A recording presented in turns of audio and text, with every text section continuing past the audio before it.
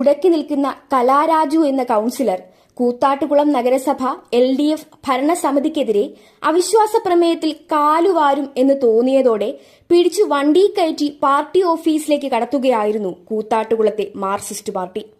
നഗരസഭ vice chairman ഇതിന് തന്ന വിശദീകരണം ഇങ്ങനെ: തങ്ങൾ 13 കൌൺസിലർമാരോടും അവിശ്വാസ പ്രമേയ ചർച്ചയിൽ നിന്ന് വിട്ടുനിൽക്കാൻ ആവശ്യപ്പെട്ടിരുന്നു. ഇതുപ്രകാരം കലാരാജു അടക്കം എല്ലാവരും പാർട്ടി ഓഫീസിലാണ് ഉണ്ടായിരുന്നത്. അവിശ്വാസ പ്രമേയ ചർച്ചയുടെ സമയം കഴിഞ്ഞപ്പോൾ കലാരാജു അടക്കം എല്ലാവരും വീട്ടിൽ പോയി. ആരും ആരെയും തട്ടിക്കൊണ്ടു പോയിട്ടില്ല. ഇതാണ് നഗരസഭ വൈസ് ചെയർമാന്റെ വിശദീകരണം.